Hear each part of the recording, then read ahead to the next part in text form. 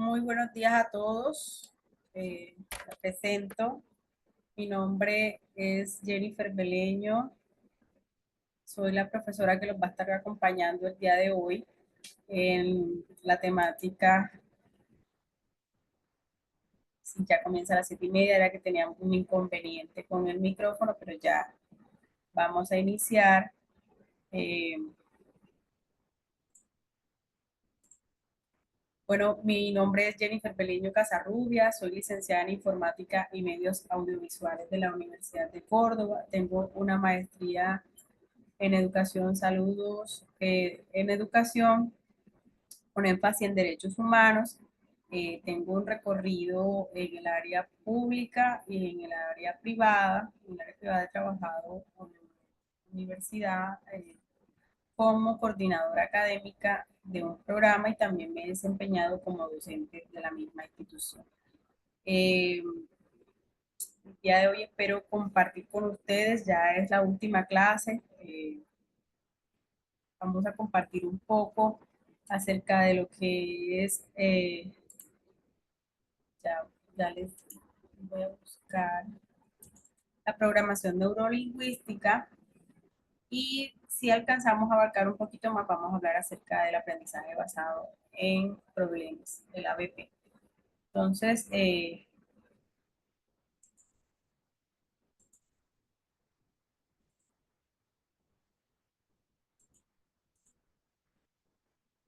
saludos, saludos, ahí están entrando unos todavía.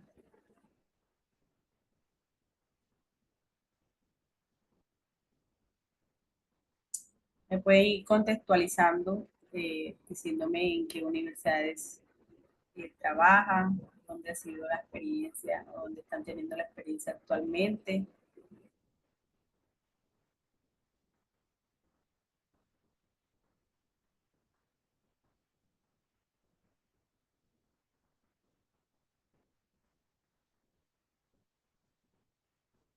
Bueno, les comento un poquito a todos. Actualmente mi experiencia es en la universidad, en la UMESI, eh, como asesora de proyectos de investigación. Es el área en el que me estoy desenvolviendo en este momento y también asesoro de manera particular eh, tesis de maestrías. Voy a empezar a compartir.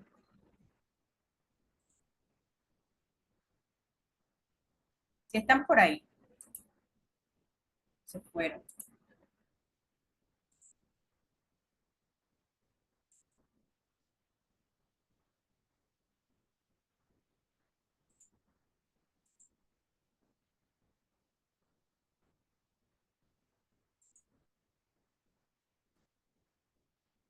Hola, si están. Coméntenme en el chat si están por ahí. Alcanzan a ver la diapositiva que les estoy presentando. Aquí estoy, bueno, perfecto. Eh, Vamos a dar inicio, pues, como tal, a la clase del día de hoy. Vamos a hablar un poco de la programación neurolingüística y la pedagogía, de cómo tienen relación. Eh, Cuando nos hablan de esto, tiene unos objetivos que busca comprender la programación neurolingüística como herramienta para el desarrollo del liderazgo personal y el ejercicio docente y mejorar las estrategias comunicativas docentes.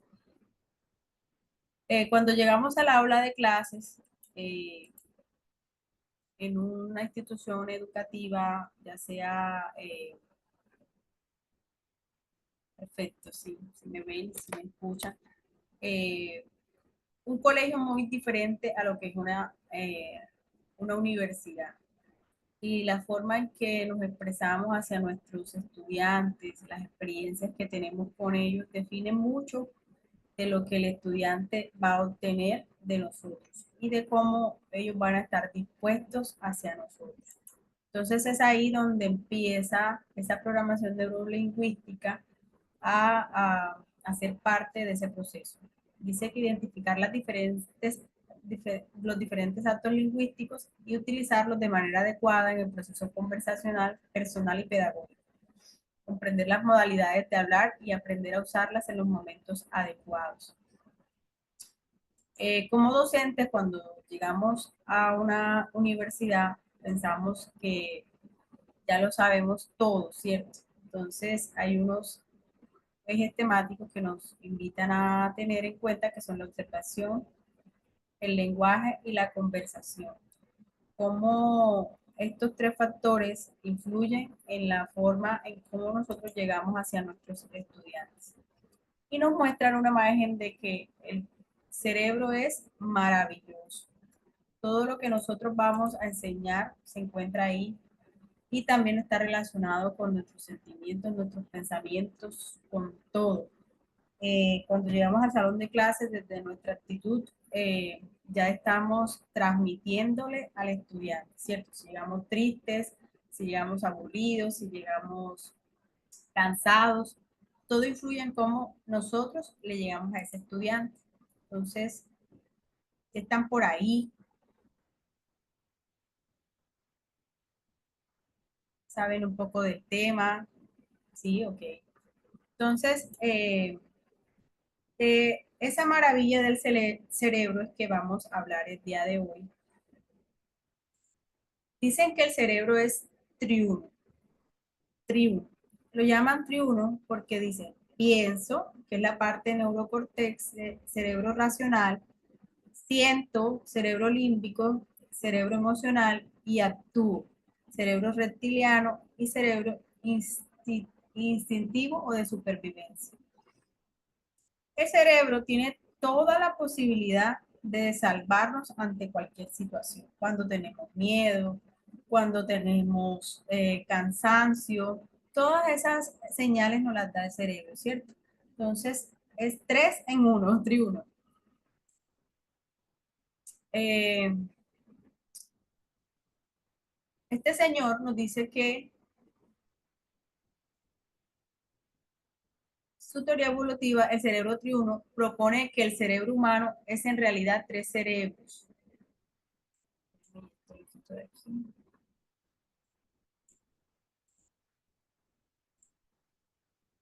El reptiliano, el sistema límbico y la neurocorteza.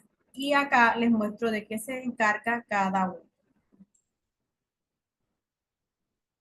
Entonces miren que este neocortex, el límbico y el reptil tienen una función cada uno. Este es ejecutivo, lógico, analítico, predictivo, previsivo, mientras que el límbico es sensorial, emocional, kinestésico, memoria a largo plazo.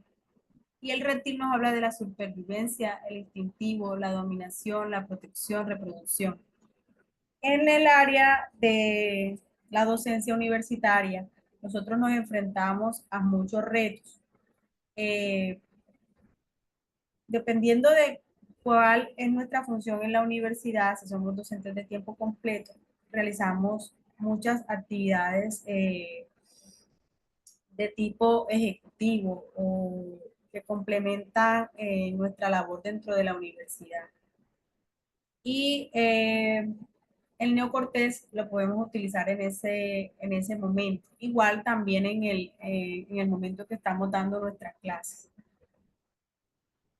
El límbico es el que hace referencia a todas nuestras emociones, a cómo nosotros manejamos nuestras emociones. Dentro del aula se pueden presentar diferentes situaciones y cómo usted reacciona delante de esa situación tiene que ver con esa parte del cerebro, con lo límbico. Cómo usted, en medio de algo que le da miedo, de algo que lo asombra, de algo que le causa lo sorprende, cómo reacciona ante eso, la parte del cerebro es el límbico. Y el reptil habla sobre la supervivencia, la dominación, la protección. Ese es el que nos protege de los peligros y en esa aula que usted está llevando a cabo su clase, se presenta una situación que usted no conoce, que usted, para usted es nueva. Por ejemplo, Ahora todos los veo muy callados, sin aportar, eh, y yo soy la docente. Lo que buscamos es que con esa parte del cerebro empezamos a preguntarnos, bueno, ¿y cómo hago para saber que están ahí? ¿Cómo hago para ver si para saber si me están escuchando? Esa parte de movernos en ese entorno desconocido, en el cerebro se llama la parte reptil, ¿cierto? Esa parte que nos permite a nosotros protegernos en cualquier situación. No sé si alguno me pone un ejemplo de una situación donde nos podamos proteger dentro del aula.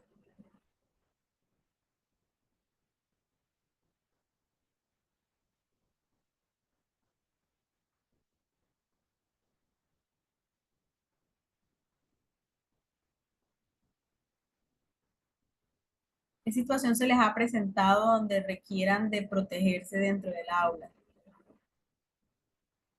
Aquí está.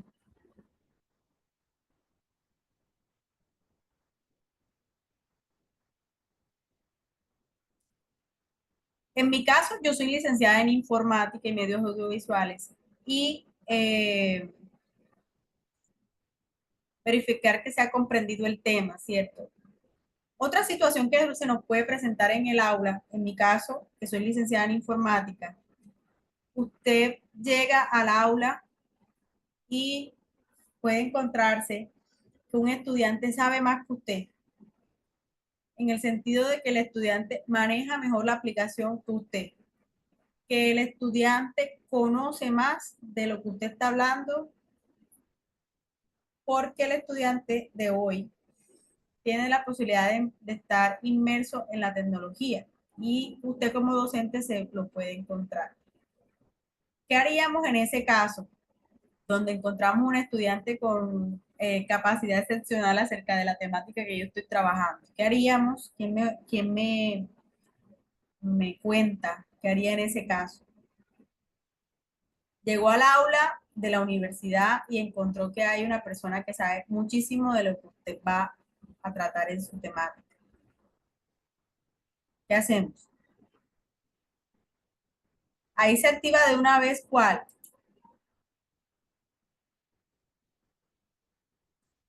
Se activan todos, ¿cierto? Todas las partes de mi cerebro se activan en ese momento porque las emociones empiezan a jugar un papel, empiezo a analizar y empieza mi instinto de supervivencia a decir cómo lo uso a mi favor, ¿cierto? Entonces ahí empiezo a decirle, dice la compañera, le pido que nos comparta a todos, retroalimentar mis conocimientos y aprender, solicitar que apoye utilizando la plataforma. Sí, perfecto. Pero miren que ahí utilicé todas las partes de mí. No, no es algo que no podamos nosotros, vamos a decir, que sí nos da miedo cuando vemos a alguien que sabe más que nosotros. Entonces, ese miedo lo podemos asociar con esta parte del cerebro que es el límbico, ¿cierto? Emocional. Y eso que ya actúa, eso que ya ustedes están proponiendo que va a hacer, va en la parte ejecutiva, en la parte en que ya tomé una decisión y decido, mira chico, acompáñame y me ayudas o comparte tu conocimiento. Todos adquieren un nuevo conocimiento, pero esto empezó en la parte ya operativa. Ya la neocortés empezó a hacer su trabajo. Ya yo dije, a partir de lo que yo observé y de lo que puedo ver, dije, empezamos a intercambiar información. Empieza a compartirnos lo que sabes de la plataforma. Ah, miren, aquí hay un compañero que nos dice, no sé qué tan beneficioso sea darle un porcentaje de participación porque podemos reflejar ante nuestros estudiantes una debilidad. Miren que ahí hay miedo, ¿cierto? Esa parte del cerebro. que tiene miedo es el límbico. Y es normal que nosotros dentro de la clase, digamos, ¿será que es bueno que yo le diga a mi estudiante que salga acá y eso deje ver de que yo tengo debilidad en ese tema? Ya eso ahí lo define cada docente, cada docente. Si a usted no le da miedo decirle a su estudiante, en mi caso no me daría miedo decirle al estudiante de que pase al frente y nos comparta lo que sabe. Pero para la siguiente clase, si mi estudiante sabe más y me da herramientas en las que yo pueda investigar, en las que yo pueda aclarar la temática, la siguiente clase iré más preparada que mi estudiante, ¿cierto? Esa es la ventaja de que nosotros tomemos decisiones en el aula. Si usted toma la decisión de que no, yo mejor le pregunto aparte al estudiante, que también está bien, que sabe él y que me lo muestra a mí, y yo me preparo también está bien. Las decisiones que tomemos dentro del aula, siendo docentes universitarios, ya van marcadas por lo que cada uno concibe en su educación y cómo ha asumido los retos, ¿cierto? O sea, de cómo esa temática para mí es un reto que voy a solucionar, que tengo una ventaja, veámoslo como ventaja, que ese estudiante sepa un poco más que yo, ¿cierto? Y de que yo pueda aprender de él. En la actualidad, tener miedo de que el estudiante nos sepa más que nosotros es normal, ¿cierto? Es algo que siempre vamos a encontrarnos, no es algo que esté alejado o que no se vaya a presentar, se presenta. El estudiante en ocasiones sabe más que nosotros.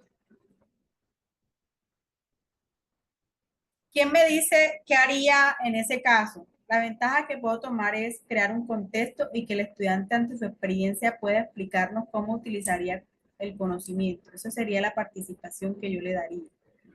Ahí aparto el miedo y lo aprovecho a mi favor haciéndolo partícipe. La ventaja que puedo tomar es crear un contexto y que el estudiante ante su experiencia pueda explicarnos cómo utilizar el conocimiento.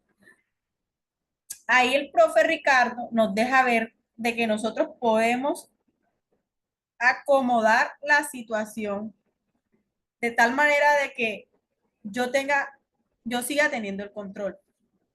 Ella dijo, no, yo no lo dejo abierto a todo lo que sabe, sino que le pongo un contexto.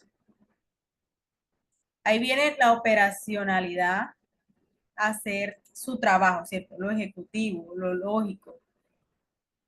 Ya mis emociones están en control y ya esta supervivencia, esa dominación empieza a ser parte de mi proceso de enseñanza-aprendizaje, ¿cierto? Ya ahí, ya yo estoy mezclando muchas más cosas que al principio. Al principio era como, ¿y ahora qué digo? ¿Y ahora cómo lo hago? Ya no, ya voy pensando más que el proceso de ser docente universitario es tomarnos un poquito de más tiempo y de analizar las situaciones para poder eh, asumir esa responsabilidad. Es sumamente importante intercambiar. Decimos que de una vez lo elegimos como el monitor de la clase, ¿cierto? Todas son, todas son válidas. Podemos hacer lo que nosotros consideremos con ese estudiante. ¿Alguien me da un ejemplo de algo que se haya presentado en el aula de clase, en una, voy a decirlo así, materia, asignatura, clase específica que ustedes estén dirigiendo, donde se haya presentado la situación y hayan tomado el control de alguna manera? Alguien que nos comente.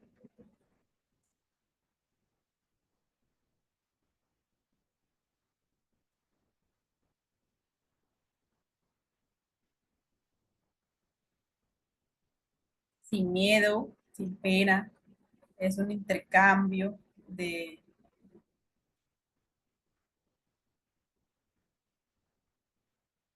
conocimiento.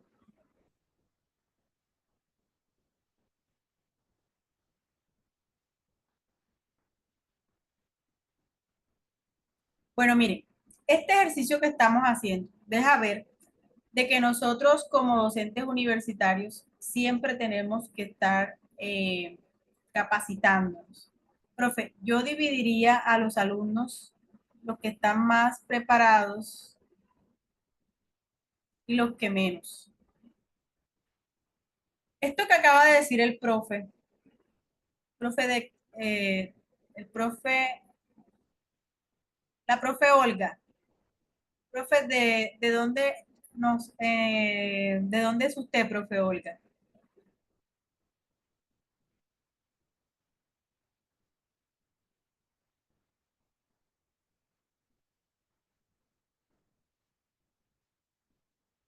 La profe Olga es de Venezuela y ella dice, yo dividiría a los alumnos que están más preparados y a los que menos. Escucha el caso de una institución que lo hace de manera intencional. Identifican quiénes son los pilosos, o decir, o los que saben de una temática, y los separan de los que menos saben. No sé qué tal les parece esa práctica de que toman a esos que tienen cierta ventaja y con ellos trabajan de forma más profunda y con nosotros trabajan a un ritmo más lento. Entonces, todo eso se ha implementado, todo eso se tiene en cuenta. Si lo hace para que los que sepan más apoyen a los menos preparados, eh, ahí uno se pregunta, y los que ya están preparados no pueden seguirse preparando más, no los atrasaría más el estar pendiente de los que saben menos. Ahí surgen varias preguntas. ¿Listo? En la universidad, en una clase de maestría, el profesor no dominaba el uso de la tecnología y una compañera apoyó en la presentación. Eh, y el profesor lo que dejó ver fue que no sabía utilizar la tecnología, ¿cierto? Pero eso aunque a veces puede causar pena porque no sabemos de algo, el hecho de saber que no decimos, bueno, en ese caso al docente le ayudó a solucionar una problemática, ¿cierto? Entonces se pudo superar. Aunque todo depende de la forma de ser del estudiante, tengo un ejemplo, pero me pasó como estudiante, donde yo manejaba mejor un lenguaje de programación que el profesor, pero en ningún momento me dio participación cuando lo explicaba. Solo lo hizo cuando en la parte práctica había una duda de los estudiantes que me dejaba a mí que lo resolvería. Ahí pasaba lo que estaba comentando uno de los profes. El profe podía ser que tenía miedo de que usted supiera más, en el caso del profe Ricardo, y no lo dejaba avanzar, ¿cierto? Entonces, las emociones le estaban jugando de pronto al profesor más el miedo, y era lo que no dejaba de que usted de pronto participara. Lo haría auxiliar de clase, siempre que el estudiante esté de acuerdo. Lo podemos hacer. Aplicaría previo a iniciar la clase, aplica una prueba diagnóstica y ahí diseñó las estrategias. Bueno, ahí me preparo, ¿cierto? Ahí la profe, no sé si es un profe o una profe. Yuger, me aparece acá Carrero. Nos dice que aplica una prueba diagnóstica para saber quiénes saben más o quiénes saben menos y de ahí hace las estrategias. Yo creo que siempre podemos aplicar esa prueba diagnóstica para saber acerca del tema, pero normalmente en la clase nos damos cuenta de que hay gente que sabe un poquito más o hay gente que sabe un poquito menos, pero es una buena estrategia, muy buena estrategia. El trabajo colaborativo empieza En la universidad no nos debemos tener miedo de ese trabajo colaborativo, de que nos aporte, de que se dé ese aprendizaje constructivista, de que no cerrarnos a que nosotros sabemos ya todo, porque cada día podemos aprender más y más. En ese caso, yo prepararía grupos mixtos para que el aprendizaje fuese colaborativo. Grupo mixto quiere decir que va a ubicar los que saben con los que no saben. Señor Yuger o señora Yuger, no sé si es. En estos casos también es importante indicarles que una de las formas es la que estamos explicando. Sin embargo, hay otras formas de desarrollarlo. ¿Alguno de ustedes conoce alguna otra forma? Así nos familiarizamos con lo que el estudiante más conoce. Hay que tener humildad y reconocer que aunque somos profesores, tenemos que reconocer que no sabemos todo y debemos utilizar el conocimiento de los estudiantes para hacer equipos colaborativos, para que en trabajos estos con mayor conocimiento puedan ayudar a los de menos conocimiento. Sí, nunca debemos tener miedo de reconocer, aunque no sea públicamente, de decir, de verdad que existen más temáticas que puedo abordar, de verdad que existe más conocimiento que puedo obtener y que puedo aplicar, y de verdad que existen personas que me pueden ayudar a construir a partir de lo que ya saben. No lo sabemos todo, es interactuar y ver en qué niveles hay en el grupo. El aprendizaje es de doble vía. Le daría la oportunidad al estudiante que exponga sus conocimientos y ajustarlos al programa o tema, apoyándolo con dinámicas para socializar dicho conocimiento. Sí, los estudiantes que llegan a la universidad sabemos que ya han pasado por un proceso de el colegio y ese proceso los ya vienen de mucho aprendizaje, de mucho conocimiento, además de que traen con ellos todo lo que los profesores de ese colegio, de esa institución, tenían, porque ustedes saben de que el estudiante ve en nosotros y también puede adoptar prácticas que nosotros tenemos. No sé si a ustedes les pasó que en su proceso de educativo recuerdan a un docente específicamente, porque ese docente utilizaba, en mi caso, voy a decir un ejemplo de ese docente, el que yo recuerdo y que siempre quiero adoptar prácticas parecidas. Ese docente era de el área de geografía. Él para poder llevar a cabo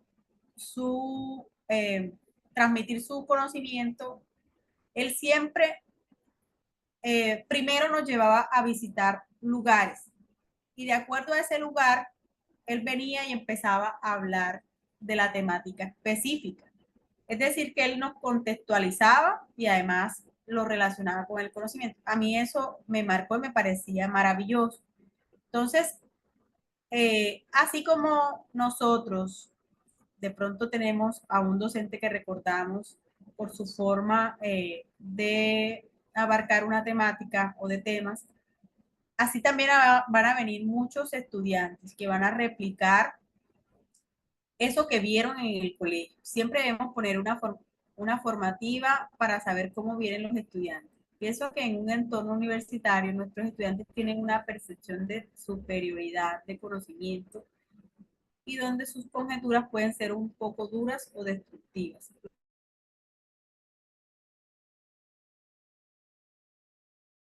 Es bueno reconocer que tenemos poco manejo del tema, pero ahí va el enfoque que le demos, soltarle toda esa responsabilidad al estudiante es conflictivo porque aunque sepa hacerlo, hay algunos que no les es fácil transmitir el conocimiento.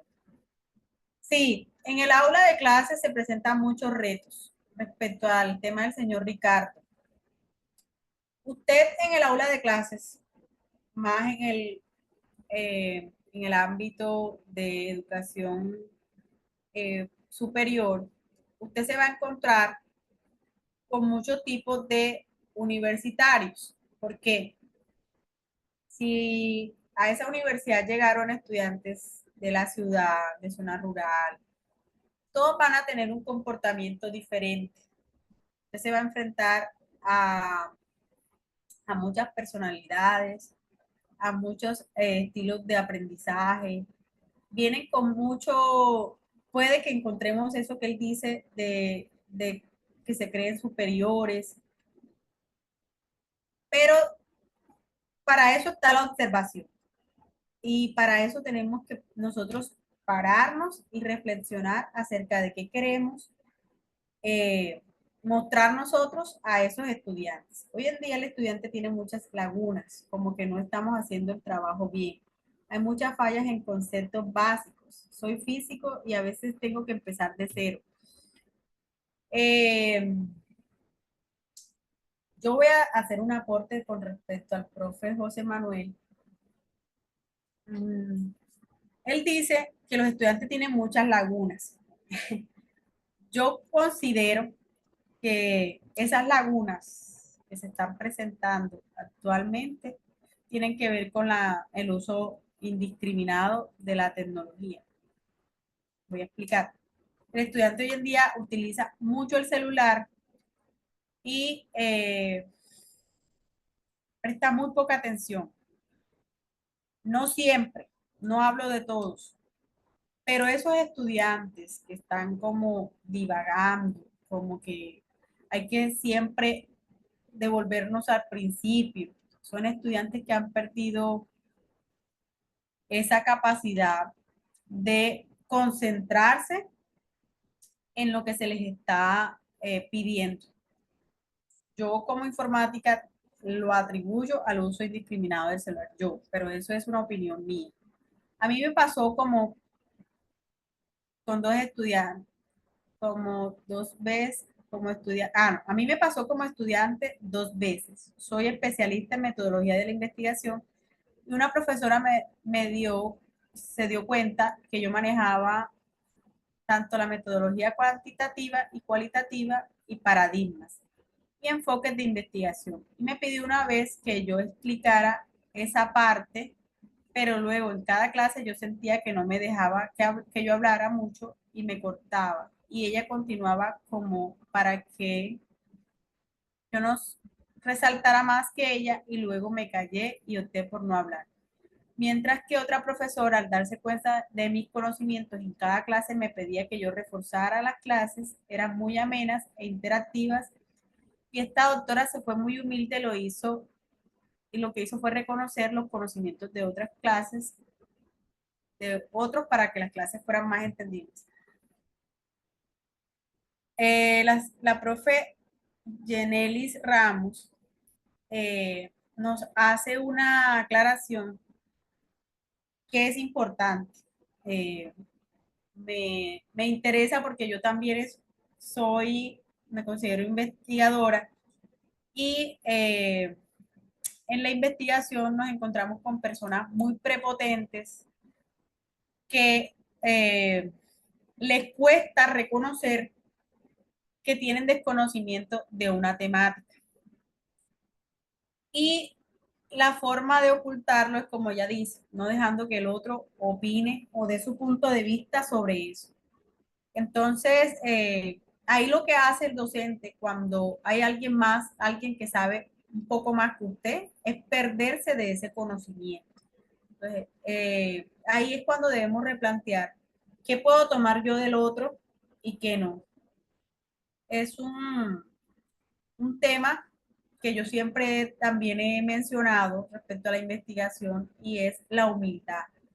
La humildad de saber que el único investigador que existe en el mundo no es usted, de que el único que sabe de investigación no es usted, de que hay tantas investigaciones y tantas formas de llegar al conocimiento como hay personas en el mundo. O sea, todo el mundo aprende de manera diferente, aunque se haya dado ciertas guías de cómo aprenden las personas, vemos que eh, hay personas que presentan problemas en el aprendizaje, otras que no.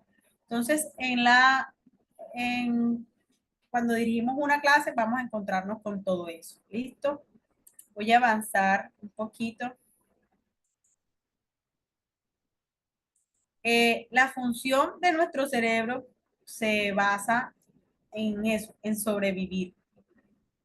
Y que ese sobrevivir no nos lleve a callar a los que saben de, de la temática, a, a reconocer con humildad, sin dejar de lado de que si esa persona es demasiado prepotente con nosotros, si esa persona quiere utilizarlo para de pronto hacernos daño, igual nosotros tenemos la capacidad de darnos cuenta de eso, ¿cierto?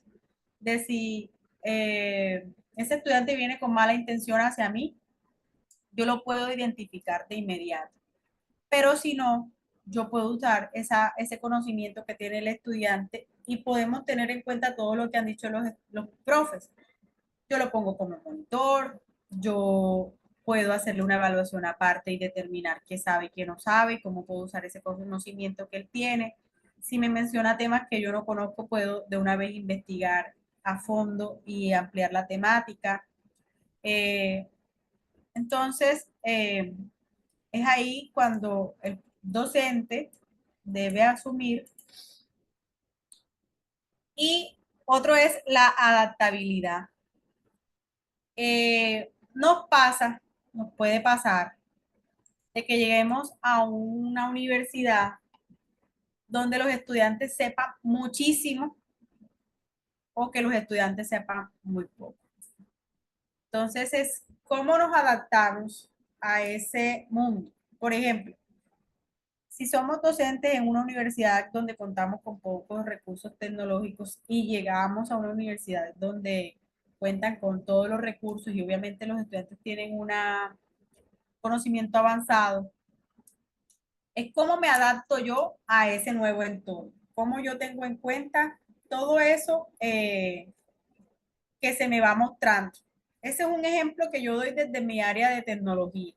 Deme un ejemplo de algo a lo que nos tengamos que adaptar como docentes universitarios, desde lo que ustedes conocen, desde donde ustedes lo aplican.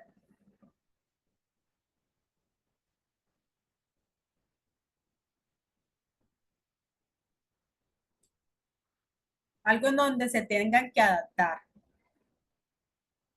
Un caso que se les haya presentado donde usted diga, me tuve que adaptar a que funciona de esta manera, a que las clases se desarrollan de esta manera.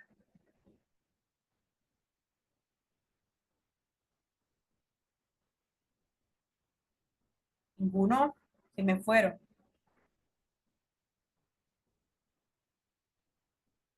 A los cambios ahora en el aula virtual. Mire, esos dos cambios que acaban de mencionar son un gran reto. Eh, por ejemplo, la clase que estamos teniendo ahora no es lo mismo que llegar al aula de clases y yo saber los gestos, yo ver las actitudes, no es lo mismo que yo ver si el estudiante mientras yo estoy hablando está pegado en el celular o está comiendo o está haciendo otra cosa. Entonces, son retos muy grandes y a los que nosotros tenemos que decidir adaptarnos porque si no nos adaptamos, nos frustramos. La otra dice la evolución de las herramientas de la inteligencia artificial. Bueno, voy a hablar, voy a hablar de ese caso de la evolución de las herramientas de la inteligencia artificial que a mí de manera personal me causa eh, todavía un poco de confusión en el área investigativa. ¿Por qué? Porque ahora, si usted se va a lo investigativo, las personas están utilizando la inteligencia artificial y usted no sabe entonces qué produce una persona y qué produce la inteligencia artificial cómo tomar esa información y para nosotros es un gran reto también utilizarlo, aprender a darle el uso adecuado, a seguir capacitándonos para eso. O sea, hay que hacer muchísimas cosas para adaptarnos a eso, sin dejar de lado de que esa adaptación no quiere decir que debamos tener siempre una aceptación total, sino que podemos analizar la situación y mirar qué podemos tomar de ella y qué no. Pienso que actualmente mucho en tecnologías aplicables a las diferentes disciplinas, a diferentes industrias. Sí, la tecnología ha sido un problema para algunos profes. Por ejemplo, mi papá es docente de matemática y física y realizó un, una maestría. Y esa maestría era virtual. Para mi papá, que ya tiene 60 años más o menos, eh, se podrán imaginar lo que era para él dar una clase virtual o descargar por lo menos información relacionada con lo que él tenía que hacer. Adaptarse para él fue muy difícil. Sin embargo, no por eso se rindió y no por eso dijo, no me voy a adaptar. Pienso que actualmente muchos, entonces, bueno, se fue la señal, seguir capacitándonos para estar al alcance de los nuevos retos digitales. El uso de las pizarras interactivas. Eh, sí, ya las universidades, si ustedes pueden ver, ya el estudiante no llega con el cuaderno, el estudiante escribe si desea o no desea, el estudiante toma nota, el estudiante ahora toma fotografías, el estudiante se comporta de una manera diferente al pasado, ¿cierto? Y puede ser un reto, pero también puede ser una ventaja. Nosotros podemos llegar mucho más lejos con el uso adecuado de la tecnología, siempre y cuando la sepamos utilizar nosotros y ellos. Y la capacitación constante del docente universitario es muy importante. El uso de la pizarra, bueno, salieron varios retos a los que nos enfrentamos. Entonces, la programación hace referencia al conjunto sistémico de operaciones, neuro, estudio de procesos del sistema nervioso, y la lingüística al uso del lenguaje verbal y no verbal. Entonces, miren, estos dos autores nos dicen que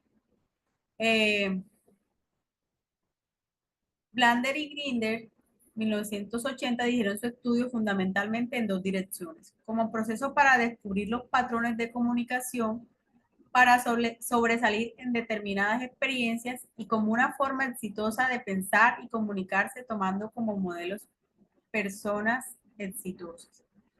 Entonces,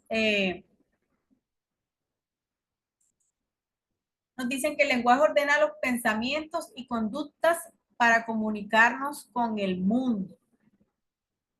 El, siempre el uso del lenguaje dentro del aula de clases va a ser fundamental.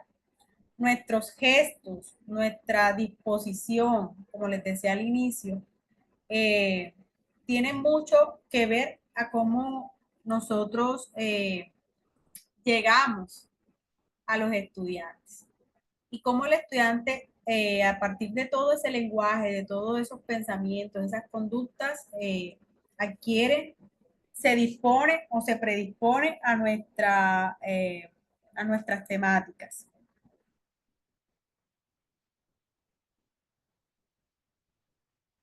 De este cuadro que les estoy mostrando, me dicen que logran comprender de él, por favor. ¿Sí lo están viendo? Programación neurolingüística y nos habla que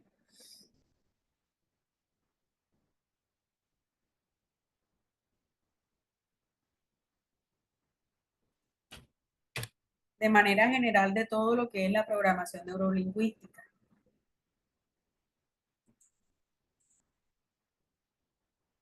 ¿Lo logran ver? ¿Están viendo el mapa conceptual?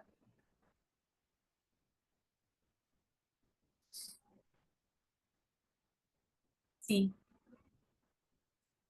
Así a grosso modo, ¿qué entiende usted de ese mapa?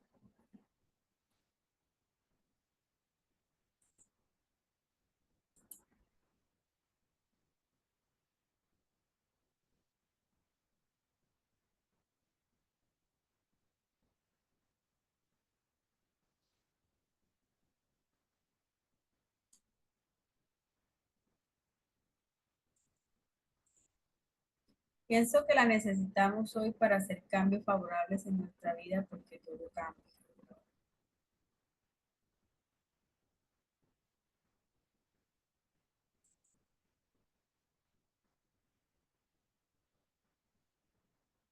Sí.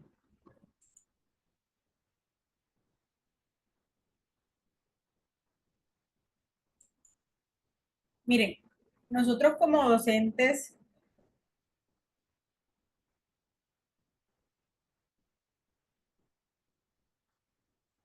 nosotros como docentes nos enfrentamos a veces a muchos entornos, ¿cierto? Y esos entornos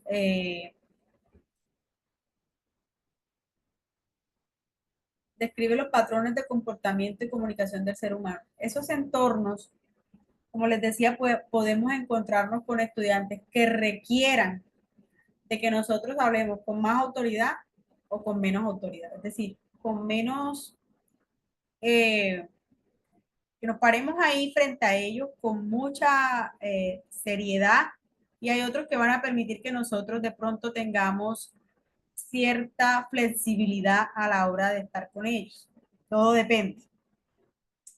Si usted llega a una institución, a una universidad donde el estudiante es distraído, donde requiere, usted se va a sentir siempre como alerta, queriendo que ese estudiante esté pendiente de lo suyo.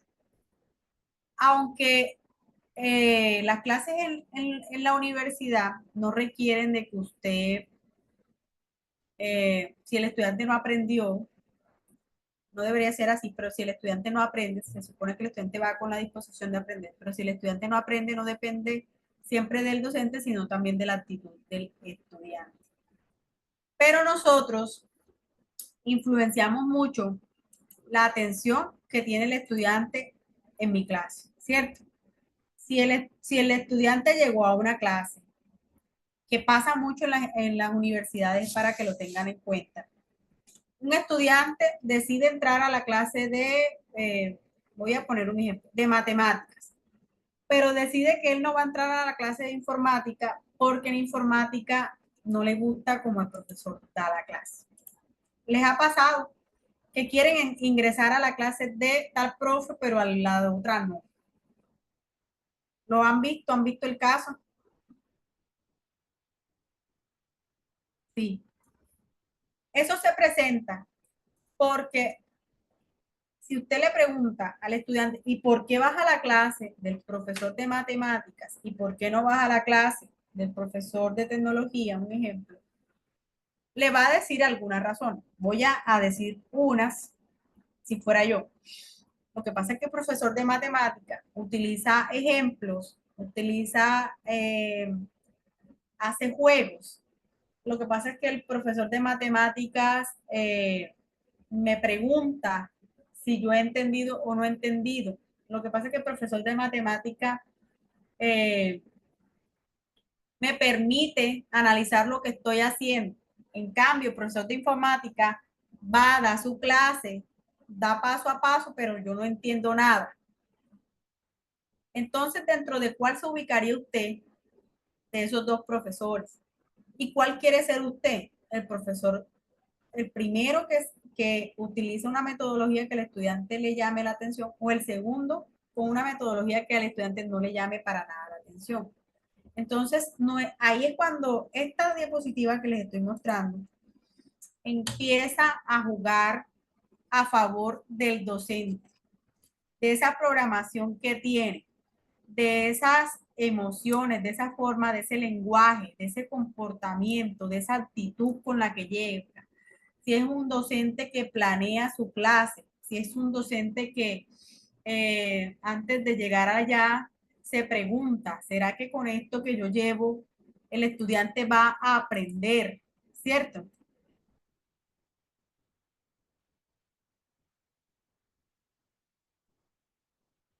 Bueno, mire lo que nos dice la compañera Janelis. Nos dice, siempre he visto la programación neurolingüística como una herramienta que me ayuda a descubrir, a conocer cómo aprende el estudiante, si es auditivo, visual o kinestésico, y de esta manera utilizar distintas estrategias de enseñanza.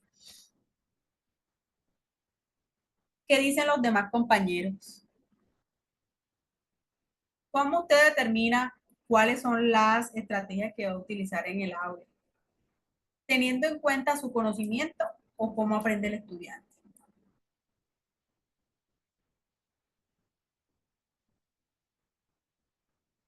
Se me fueron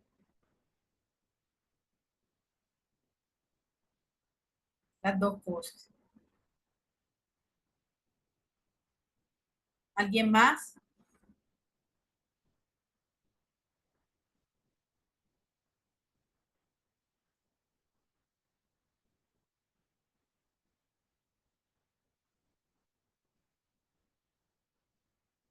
Según lo que se necesite para que se aprenda o se dé mi objetivo en clase. Considero que ambas son importantes,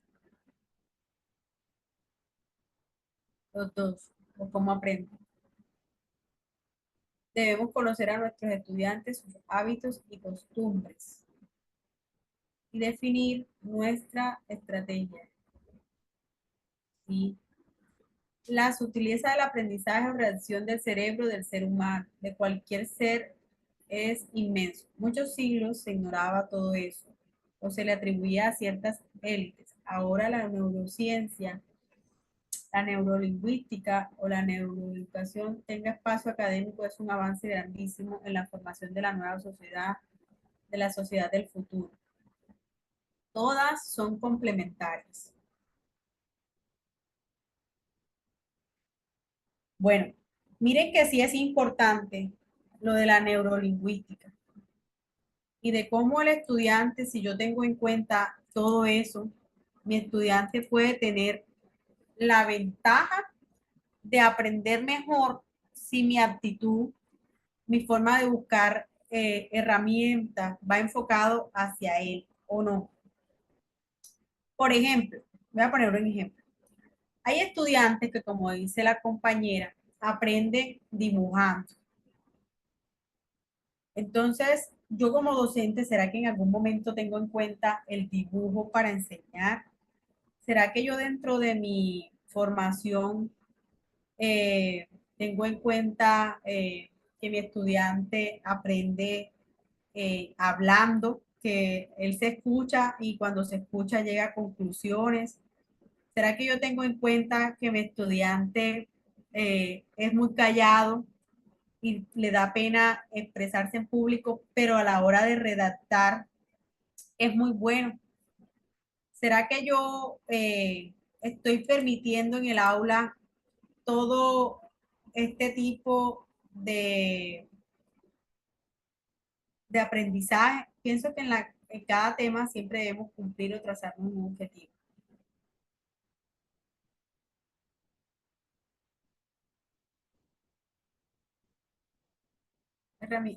Dice, el profesor siempre debe tener un sentido de cuál es la fuente que más se le acomoda al estudiante, teniendo claro muchos factores emocionales y cómo es la forma como él se desarrolla en su familia. Herramientas para el rendimiento académico que ayude a mejorar los objetivos.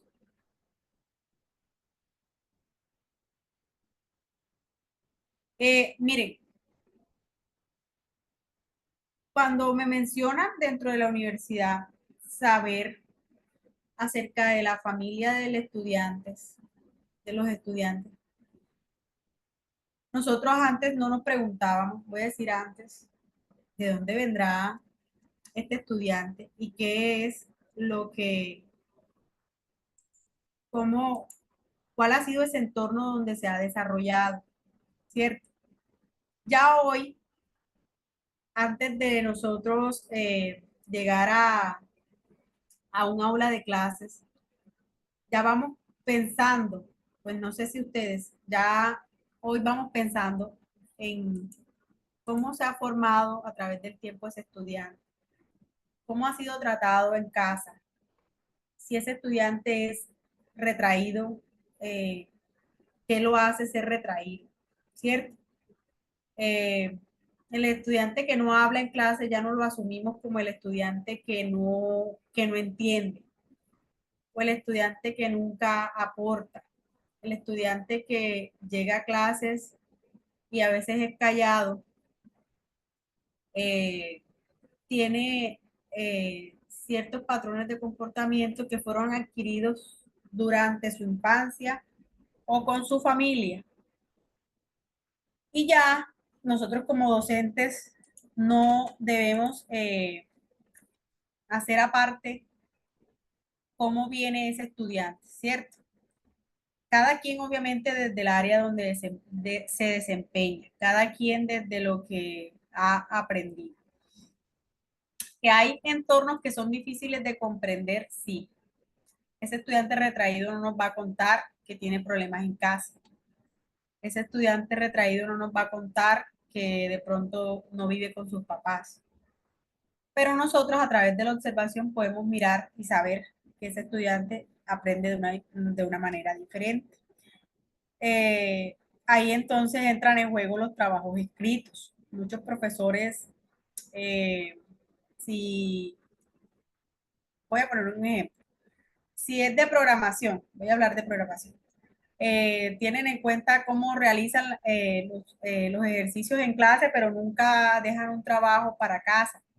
Un docente que lo haga, por ejemplo, no se va a dar cuenta de que ese estudiante puede que tenga ciertas habilidades que no se logran ver en el instante por la característica del estudiante. ¿Listo? Entonces, el proceso de enseñanza en la docencia universitaria tiene muchos matices y que dependen de muchos contextos, que dependen también de nosotros como docentes, pero que el docente universitario tiene un papel importante, un papel muy de mucha responsabilidad, un papel donde el docente no puede decir ya lo que yo sé es lo que es, ya no voy a estar abierto a más cosas, siempre tiene que estar abierto. Entonces, eh, la evaluación constante de nuestro quehacer se debe hacer completamente todos los días de nuestra vida.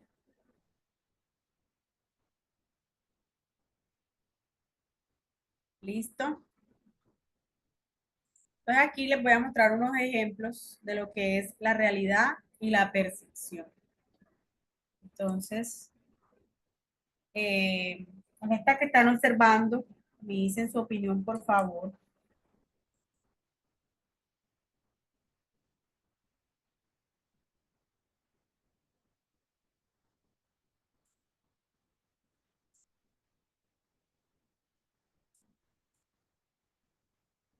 Se me fueron.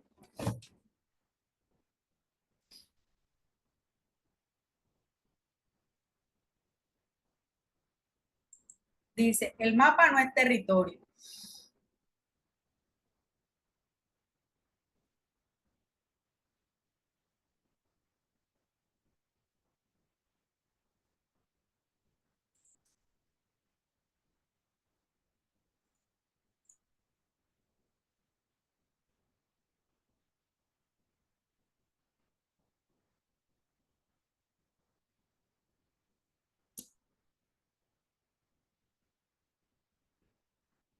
Ah, ok. ¿La mía o allá usted, señora Yanelis? ¿Está teniendo problemas con la conexión usted?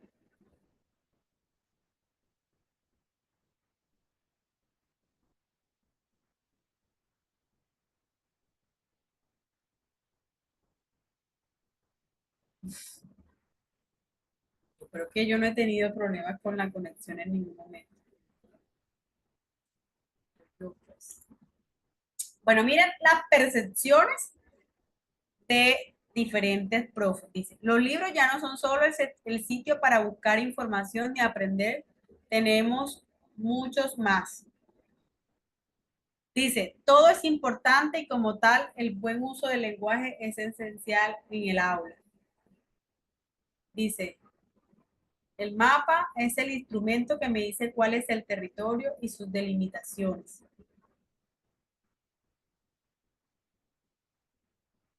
El mapa es la presentación gráfica, la presentación gráfica del territorio. Miren que solamente con una imagen, cuántas, cuántas percepciones diferentes hay con los que estamos aquí conectados acerca de esta premisa. Así es cuando nosotros vamos a la aula de clases y presentamos una información. Dentro de la cabeza de cada estudiante, su cerebro empieza a tomar la información y a ubicarla de acuerdo a lo que él va percibiendo. Otra persona dice, nosotros hacemos parte de ese territorio. Entonces, miren, el territorio está conformado por todos, factores que conforman cultura, relieve, montaña, mesetas y mares. Miren lo que deja ver solamente este ejercicio. Desde nuestra formación académica, nosotros hablamos de la temática. Si evaluamos de todas de las que están ahí, el profe David nos habla como un aspecto más amplio, ¿cierto? Y acá nos dicen que es un instrumento. Yo también lo vería como un instrumento porque yo soy informática y hasta ahí lo llego a ver. Así son unos estudiantes. Usted llega al aula y usted le presenta una información, el profe de física, por ejemplo, llega con una información y el estudiante, si no tiene mucho interés, lo toma como algo muy pequeño. Que ya lo tome como un todo y que lo comprenda del todo, depende de lo que yo lleve para sustentar mi información.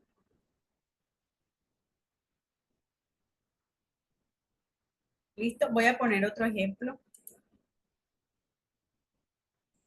Este lo han visto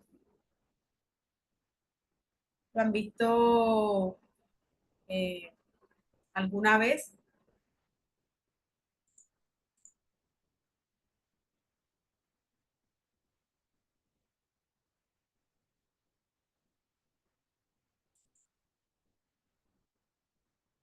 Ese ejemplo lo han visto alguna vez.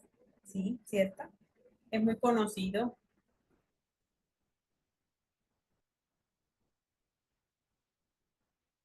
para solucionar conflictos.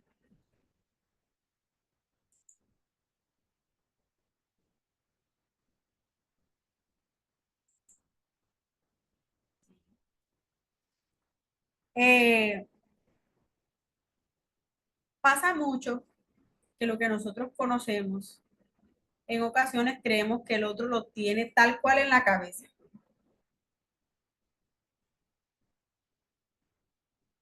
Y en mi caso, voy a poner un ejemplo de la vida real. Yo tengo una formación más hacia lo cualitativo, a lo que permite nuevas experiencias. Y en el caso de mi esposo, que tiene una formación de ingeniería, él todo lo lleva a lo cuantitativo. Entonces, cuando en mi cabeza se formula un problema, yo lo quiero resolver de forma cualitativa. Pero cuando en la cabeza de mi esposo se forma un problema, él lo quiere resolver de forma cuantitativa. ¿Quiénes más se enfrentan a ese tipo o quiénes más han visto un ejemplo de que usted ve un problema de una forma y el otro lo ve de la otra? Y que no quiere decir que el mío es el que está bien.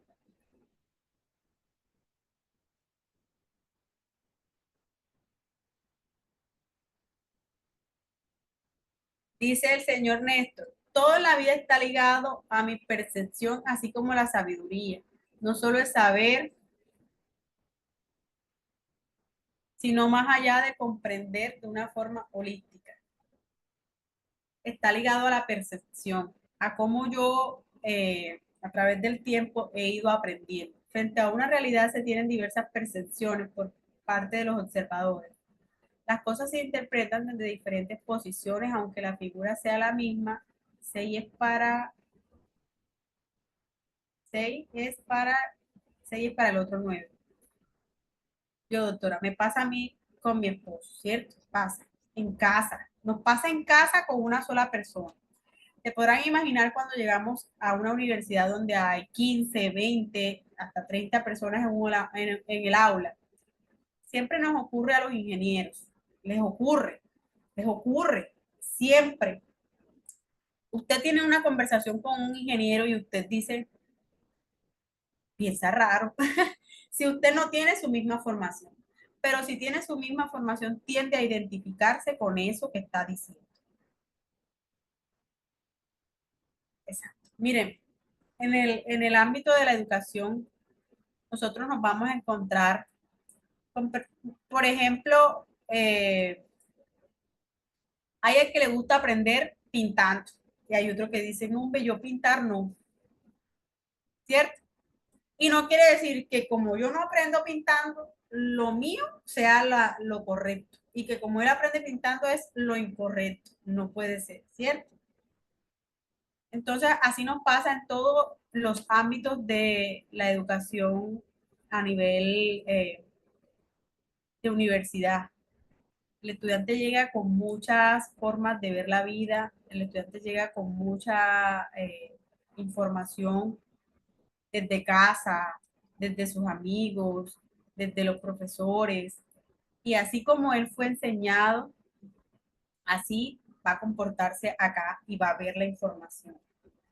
Les voy a mostrar otro ejemplo.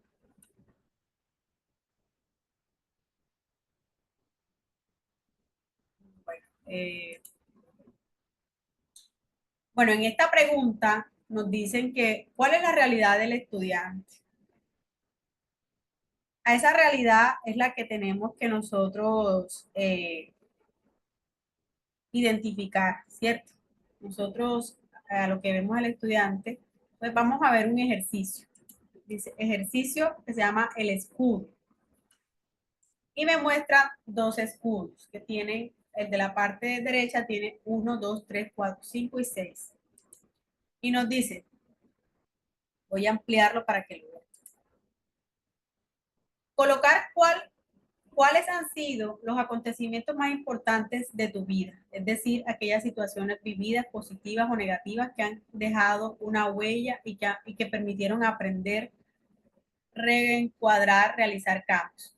En el 2, aquí señala dos cosas que te gustaría alcanzar o mejorar en este momento de tu vida. Señalar metas por alcanzar o que deseamos mejorar. 3, señala qué es lo que más te da motivación en tu trabajo o en tus estudios, con los alumnos, la labor que realizas, con el equipo, con la institución donde prestas tus servicios. 4, señala cuáles son las personas más influyentes en tu vida, es decir, tus modelos y en función de la reflexión sobre los aspectos que han determinado esa influencia. 5. En esta franja coloca tus nombres y apellidos completos. Esto permitirá reflexionar con cuáles de tus nombres y apellidos te sientes más identificados o no y determinar las causas.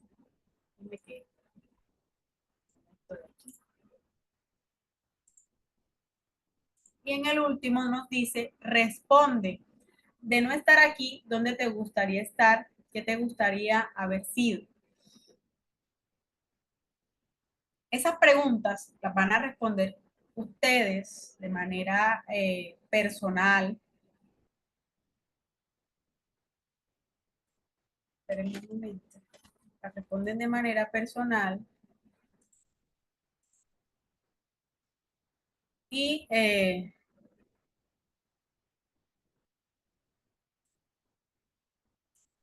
Cuando miramos todo como un equipo, se comparte permanentemente el sentido.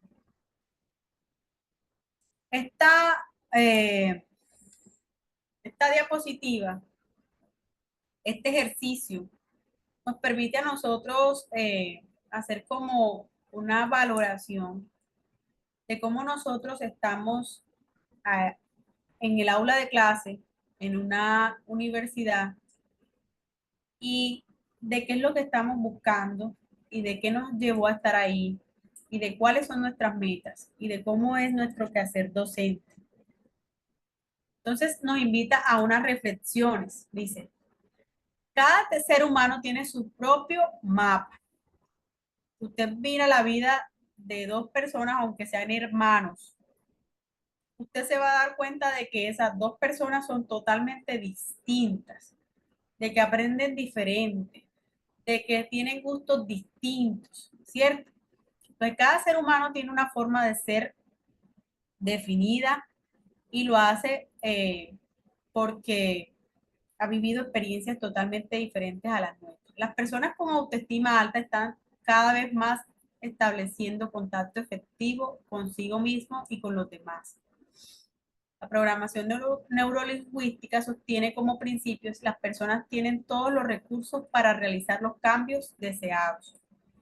Nosotros ya está en nuestra última clase, ya esta es la clase que finaliza el diplomado y nosotros como docentes si nos analizamos y nos damos cuenta de que tenemos falencias, de que estamos fallando en algún punto de la forma en cómo estamos transmitiendo el conocimiento, nosotros podemos reevaluar y podemos realizar esos cambios, ¿cierto? Permítanme un momentico, tomo agüita y ya regreso. No se me vayan, son un segundito.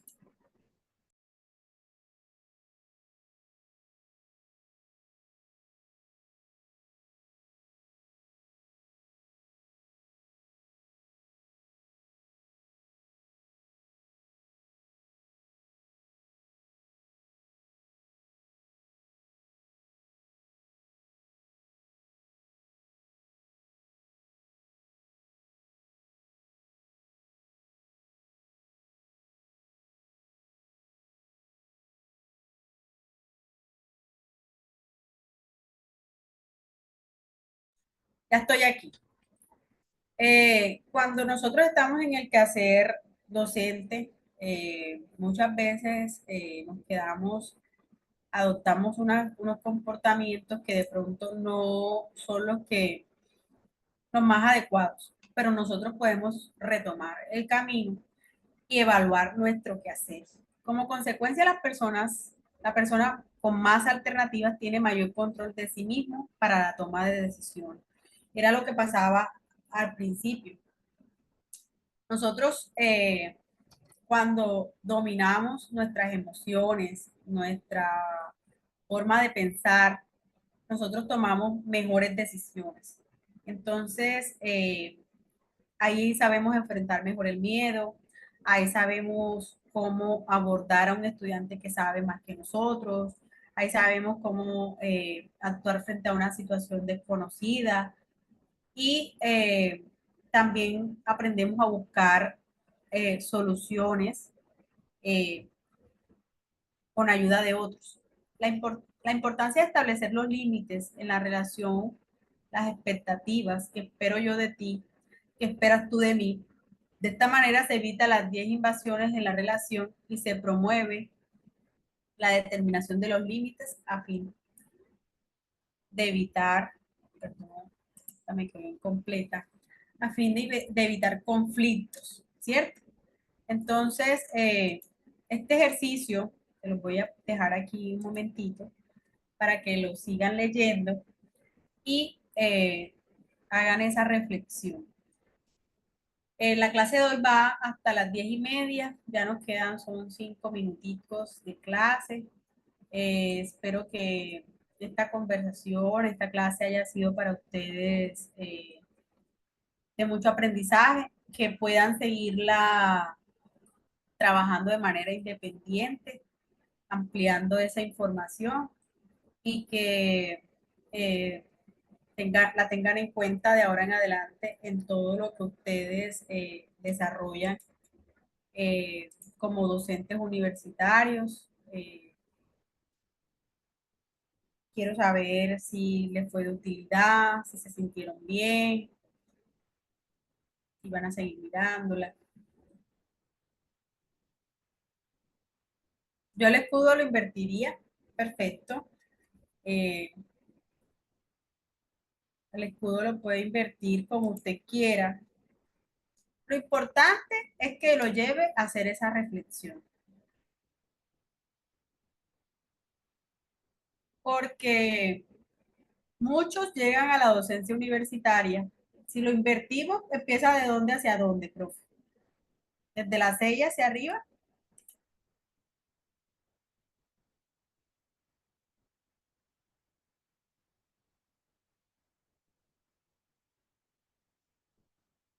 ¿sí? De la 6 a la 1. Vamos a ver cómo nos quedaría. Dice, responde, de no estar aquí, ¿dónde te gustaría estar y qué te gustaría ver si puede ser? En esta franja coloca tus nombres y apellidos completos. Esto permitirá reflexionar con cuáles de tus nombres y apellidos te sientes más identificado o no y determinar las causas. En la pregunta 5, no sé si alguna vez voy a decir algo que en la grafología, cuando usted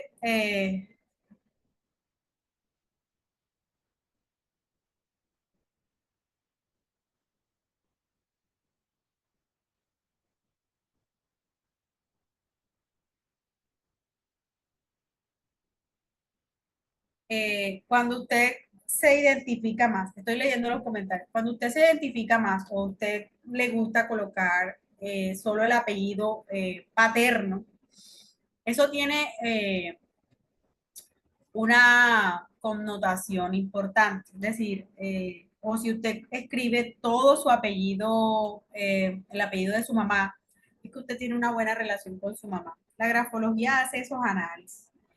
Igual nosotros también podemos analizar y también podemos ser claros con nosotros mismos y decir, tuve una buena infancia, tuve una buena relación con mis padres. Entonces, en esta parte de aquí de los nombres eh, y apellidos se hace de esa manera. O sea, cómo el apellido de mi padre y de mi madre me han influenciado, cómo me siento yo con esas dos personas. La 4 dice, señala cuáles son las personas más influyentes en tu vida. ¿Cuáles son las personas más influyentes? Ahora, en la actualidad, ¿cuáles son las personas que más me hacen pensar y acercarme más hacia ser docente? ¿Cuáles son las personas que me inspiran? Porque eso nunca podemos olvidar. ¿Listo? Eh, si a mí me ponen a responder esa, de las personas que más me inspiran, las personas más influyentes, yo digo, dentro eh, de la sinceridad, que siempre ha sido mi papá. Porque aunque tiene dificultades en cuanto a la tecnología, mi papá es un excelente, excelente profesor. Y desde que estoy pequeña lo he visto, lo he admirado y sigo admirándolo y sigue siendo una influencia en mi vida. Así como esos profes que también pasaron por mí y que dejaron marcas bonitas y que me enseñaron muchas cosas de las que hoy en día sé. Entonces, uno dice, sí, es un buen ejercicio. La 3 dice, señala qué es lo que más te da motivación en tu trabajo, en tus estudios, con los alumnos, la labor que realizas, con el equipo, con la institución donde prestas tu servicio.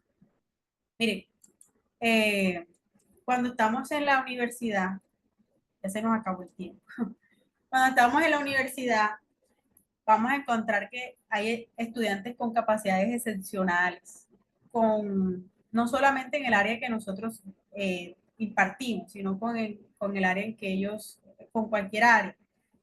Y esos estudiantes nos inspiran. Hay docentes que tienen una metodología que nosotros no conocemos y esos docentes nos inspiran. Ese tipo de cosas a nosotros cuando vamos a esa labor o estamos en esa labor nos llena, hace parte de esta pregunta, de qué nos da motivación en el trabajo. Yo creo que si nos pregunta, usted en el recorrido de su labor docente ha tenido un profe amigo que lo ha inspirado, usted va a decir sí. ¿Usted ha encontrado en esa institución donde usted labora algo que le gusta y que lo motiva a seguir ahí? Sí. Muchas veces nos encontramos, lo que más me ha gustado en mi vida, vamos a leer este comentario, son aquellos dones, habilidades y talentos con los que Dios me ha bendecido. Me siento muy feliz con mis padres y toda nuestra generación. Las personas más influyentes en mi vida son mis padres y todas mis generaciones. Me motiva más es enseñarle a aquellos estudiantes que no son tardos para aprender. Y lo veo que, que has relacionado y tomado el rumbo que como profe espero de él. Una buena pregunta. ¿Quién y qué te han programado en la vida?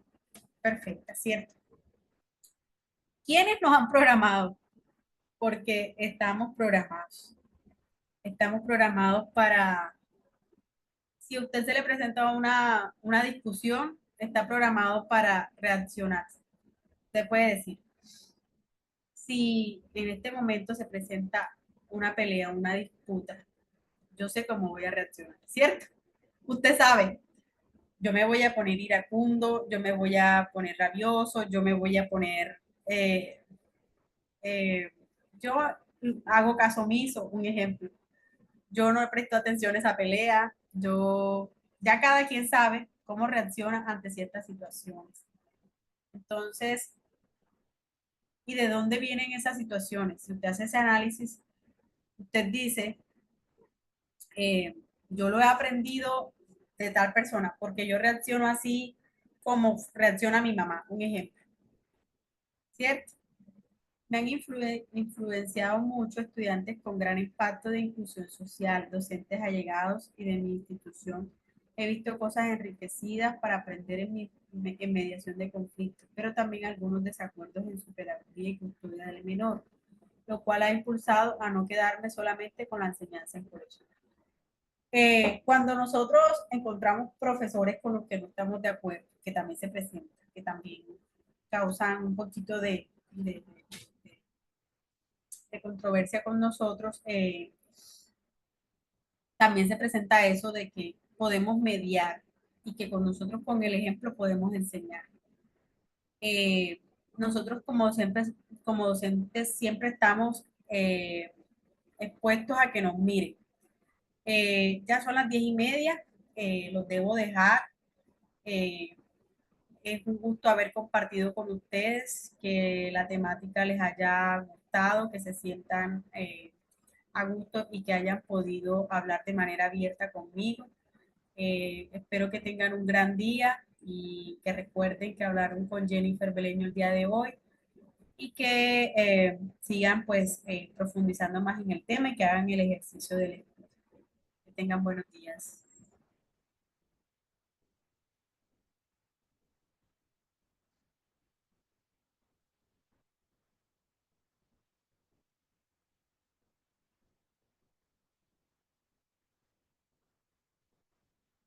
Con mucho gusto, para mí también fue un gusto.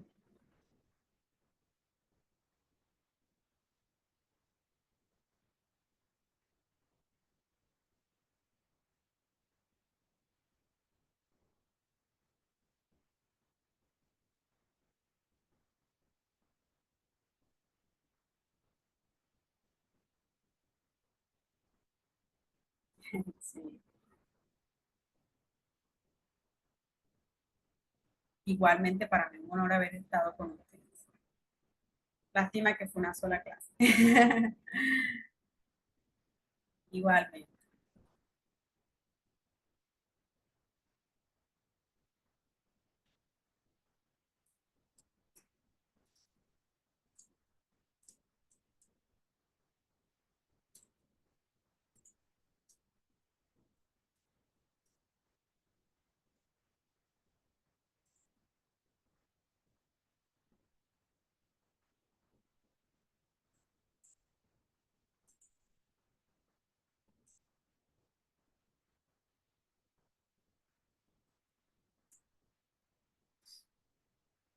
Bueno, que tengan buenos días.